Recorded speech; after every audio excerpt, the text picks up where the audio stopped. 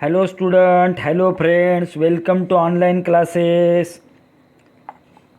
Today's topic foreign direct investment. तो my dear student, आज हम डिस्कस करेंगे foreign direct investment FDI.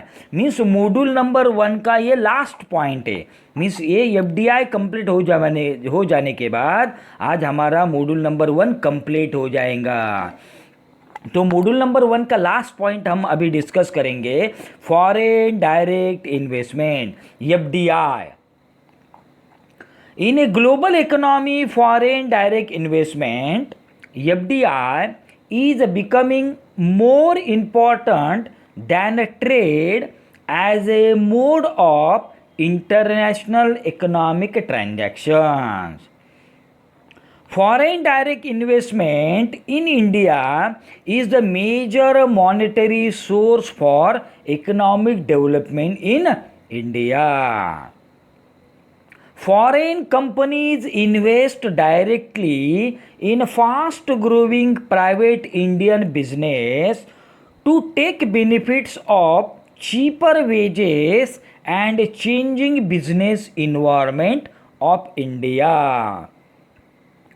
Economic liberalization started in India in 1991 economic crisis, and since then FDI has steadily increased in India. The ability to attract large-scale foreign direct investment into India has been a key driver for policy making by the government. Prime Minister Mr. Narendra Modi seems to be going along the right track, with India receiving FDI inflows worth $60.1 billion in 2016-17, which was an all-time high. Hence, the FDI policy of India has always been closely watched and carefully amended over the years. FDI is an investment made by a firm of individual in one country into business interest located in another country. Generally, FDI take place when an investor establish foreign business operations or acquires foreign business assets, including establishing ownership or controlling interest in a foreign company. तो my dear friend, आज हम discuss करेंगे foreign direct investment.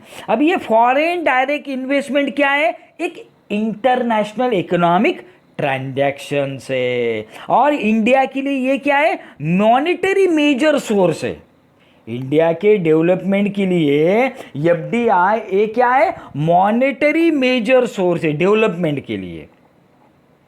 और इससे हमारे जो private businessman है उनको बहुत सारे बेनिफिट मिले हैं और मिलेंगे, और चीपर वेज रेट रहेगा। जो वेज रेट है इंडिया के अंदर वो कैसा रहेगा? चीपर रहेगा। मीन्स इन्वायरमेंट क्या है? बिजनेस इन्वायरमेंट इंक्रीज होगा, उसको बेनिफिट मिलेगा। जैसे हम इकोनॉमिक लिबरलाइजेशन का डिस्कशन करेंगे तो 1991 में एलपीजी मॉडल डेवलप हुआ, लिबरलाइजेशन, प्राइवेटाइजेशन एंड ग्लोबलाइजेशन। हम लास्ट स्लाइड में डिस्कस कर चुके हैं। लेकिन इसके अंदर एफडीआई जो है वो स्टेडीली इंक्रीज हो रहा है, धीरे धीरे वो स्टेडीली इंक्रीज हो रहा है लार्ज स्केल के लिए, फॉरेन डायरेक्ट इन्वेस्टमेंट के लिए, लार्ज स्केल के लिए। और ये क्या है? एफडीआई है इंडिया के लिए की ड्राइवर पॉलिसी है। गवर्नमेंट ऑफ इंडिया के लिए क्या है? की ड्राइवर पॉलिसी है। हमारे इंडिया के जो प्राइम मिनिस्टर नरेंद्र मोदी है, नरेंद्र मोदी ये एफडीआई के एक राइट ट्रैक पे चल रहे हैं। और यदि हम डिस्कस करेंगे तो एफडीआई का इनफ्लो है यूएस डॉलर का तो 60.1 बिलियन इन 2016-15 में हमें उसका हाई रेट मिला है, और उसका अमेंडमेंट करने के बाद भी यदि हम डिस्कस करेंगे तो इंटरेस्ट रेट के बारे में जो बिजनेस है वो भी डेवलप हो रहा है। इंडिविजुअल फर्म के बारे में यदि हम करेंगे one country to another country, वो लोकेशन के हिसाब से, तो वो भी डेवलप हो रहा है, इंटरेस्ट रेट भी इंक्रीज हो रहा है। और उसके बाद यदि फॉरेन बिजनेस ऑपरेशन यदि हम डिस्कस करेंगे तो उसके एसेट, उसकी ओनरशिप और उसका कंट्रोलिंग इंटरेस्ट रेट वो फॉरेन कंपनी कर रही है, वो भी एक अच्छी दौर, अच्छा डेवलपमेंट हो रहा है, इसलिए एफडीआई इंपॉर्टेंट है। तो अभी हम डिस्कस करेंगे importance of foreign direct investment. The importance of foreign direct investment are as under. The number one, rapid economic development. For the rapid economic development of a country, the flow of capital from well-developed countries to developing or underdeveloped countries is very essential. This flow of capital, smooth international economic relation and cooperations to a certain extent has become possible because of certain international organizations such as United Nations. Yeah, you know. Moreover, inflow of foreign capital and international cooperation helped underdeveloped or developing economies to come out of very vicious circle of poverty, unemployment etcetera. अभी ये first point में क्या discuss किया है, तो develop country और under develop country के लिए ये एफडीआई इंपॉर्टेंट है, इंटरनेशनल बिजनेस के लिए, इंटरनेशनल फॉरेन कैपिटल इन्वेस्टमेंट के लिए इंपॉर्टेंट है, inflow of foreign capital important है। इससे क्या होगा, अंडर डेवलप या डेवलपिंग कंट्रीज के अंदर जो विशेष सर्कल है, म्हणजे दारिद्र्याचं दुष्ट चक्र, जो गरीबी का जो चक्र चल रहा है, पॉवर्टी का जो चक्र चल रहा है, अनएम्प्लॉयमेंट बेरोजगारी का जो चक्र चल रहा है, ये एफडीआई के वजह से वो क्या हुआ, कम होगा, रिड्यूस होगा और rapid economic growth and development होगा। मीन्स लोगों को रोजगार मिलेगा, गरीबी कम होगी, लोगों को जॉब मिलेगा ना, एम्प्लॉयमेंट मिलेगा लोगों को एफडीआई की वजह से, फॉरेन डायरेक्ट इन्वेस्टमेंट की वजह से। क्योंकि फॉरेन कंपनीज इंडिया में आएंगी तो, या फॉरेन कंपनीज या 50-50 कोलैबोरेशन रहेगा इंडिया का और उनका, तो क्या होगा, बहुत सारी कंपनीज इंडिया के अंदर आएंगे, आ चुके हैं। इससे क्या होगा, जो हमारी गरीबी रेखा है, जो पॉवर्टी लाइन है, अनएम्प्लॉयमेंट लाइन है, वो कम हो जाएंगी, रिड्यूस हो जाएगी और लोगों को एम्प्लॉयमेंट मिलेगा और economic, rapid economic development and growth होगा। Next point, need of foreign capital for India. India was in serious economic trouble at the beginning of this decade as a result of shortage of foreign exchange. Therefore, serious efforts were made by the government of India to get foreign exchange in the form of equity capital, loans, subsidies, etc. And for that purpose, it has to accept various conditions laid down by the World Bank and या United nation. इसमें क्या बताया है इन्होंने कि जो shortages है, means हमें यदि लास्ट डिकेड यदि हम डिस्कस करेंगे 1991 टू 2000 या 2001 टू 2020 तक, यदि आज का कोरोना महामारी का भी यदि हम डिस्कस करेंगे, तो ये जो डिकेड जा रहा है, ये डिकेड चल रहा है, तो बहुत सारे प्रॉब्लम, बहुत सारे ट्रबल, बहुत सारे serious problem, economic serious problem India के सामने है। फिर ये सॉल्व करने के लिए फॉरेन कैपिटल की ज़रूरत है, नीड है उसकी इंडिया के लिए। फिर उसके लिए क्या इंपॉर्टेंट है कि इक्विटी कैपिटल, लोन्स, सब्सिडीज, ये इंपॉर्टेंट है। इससे क्या होगा, इससे वेरी जो भी प्रॉब्लम्स है वो सॉल्व हो जाएंगे। मीन्स ये हमको कौन सपोर्ट कर रहा है, तो वर्ल्ड बैंक और यूनाइटेड नेशन इंडिया का जो भी फॉरेन कैपिटल का जो प्रॉब्लम है वो सॉल्व करने में हमें सपोर्ट कर रहा है। Next point, forms of foreign investment. There are two important forms of foreign investment in the India, like number one, direct entrepreneur investment and rentier investment also known as portfolio investment, means direct entrepreneur investment में direct आप investment कर सकते हैं, और रेंटियर means फिर से investment कर सकते हैं, मीन्स पोर्टफोलियो आपको जो भी इंटरेस्ट मिल रहा है, जो ब्याज मिल रहा है, वो उससे इंपॉर्टेंट है, उससे डेवलपमेंट एंड ग्रोथ होगा, उसको बढ़ावा मिलेगा। Next, direct foreign investment. Direct foreign investment is very sensitive area in the sphere of international economics. It is a flow of lending to our industries or purchasing of equities of enterprise that are mainly owned by the Indian, which may range from 10% to 60%.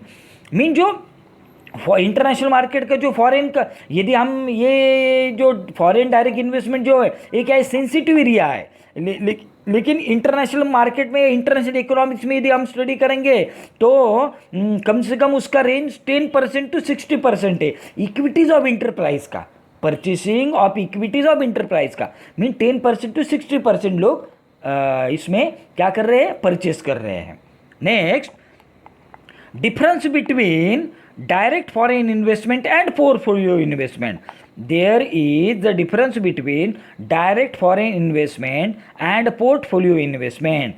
Direct foreign investment necessarily leads to the control of foreign investor in the management of concerned organizations in which such investment is done. Mean जो भी foreign investor है, जो भी foreign invest करेंगे, FDI जो भी invest करेंगे, तो उसमें क्या है, उस मैनेजमेंट में या उस ऑर्गेनाइजेशन में वो क्या है, डन कर रहे हैं, उसका इन्वेस्टमेंट डन कर रहे हैं, तो इसको हम क्या कहेंगे, ये जो डन करेंगे उसको हम पोर्टफोलियो बोलते हैं। मीन्स आज हम जो भी इन्वेस्ट करेंगे, समझो हम एक कंपनी का हमने शेयर लिया, समझो हमने 2,000 रुपये इन्वेस्ट किया, तो हमें और दूसरे कंपनी का 1,000 की किया, तो ये 2,000 एंड 1,000 दोनों का जो पोर्टफोलियो इन्वेस्टमेंट है वो हमें दिखाई देगा, तो उसको हम क्या करेंगे, direct foreign investment and portfolio investment. ये हमें सिंपल एग्जांपल लिया, लेकिन वर्ल्ड के सामने या ग्लोबल इकोनॉमी में कोई भी कंपनी, कोई भी इन्वेस्टर इंडिया के अंदर इन्वेस्ट कर सकते हैं FDI through.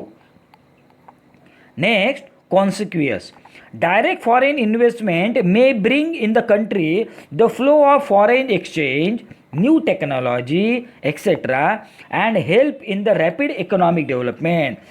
But at the same time, investor may gain control over the companies of the host country and create their monopolies, which is more dangerous.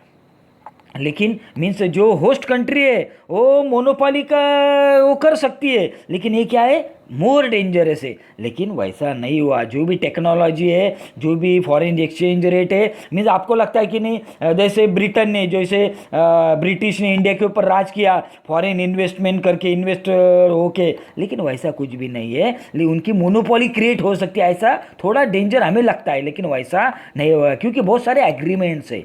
ये ग्लोबल इकोनॉमी में ऐसा नहीं होगा। They in turn run the economic development of host countries. Direct investment are made by foreign companies in India with the purpose of operating in India, लेकिन इसको operate कौन करेगा, India करेगा। The multinational companies of various developed countries have started their office in India. बहुत सारी MNC companies है, वो India के अंदर ऑफिस इस्टेब्लिश करने के लिए, स्टार्ट करने के लिए सोच रहे हैं और कर चुके हैं। FDI is more predominant than portfolio investment in India. The government of India also encouraging FDI in order to have continuous and more flow of foreign exchange in the form of capital. Next, types of foreign collaboration.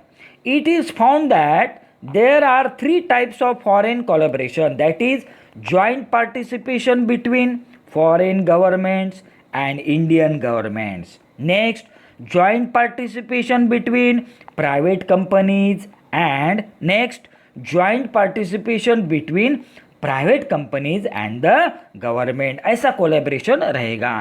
Next, multinational companies, MNCs. ये multinational companies which is also known as transitional corporation. Transitional corporation is one which undertakes foreign direct investment, that owns or controls income generating assets in more than one country, and in so doing produce goods and services outside its country or origin, that is engage in international production. Next, types of FDI. Three types of FDI are as under. Number one, horizontal FDI. It arises when a firm duplicates its home country based activities at the same value chain stage in a host country through FDI. Next, vertical FDI. It takes place when a firm through FDI moves upstream or downstream in a different value chains, that is when firms perform value added activities stage by stage in a vertical fashion in a host country. And last, platform FDI. Foreign direct investment from a source country into a destination country for the purpose of exporting to a third country. A big thanks to you all.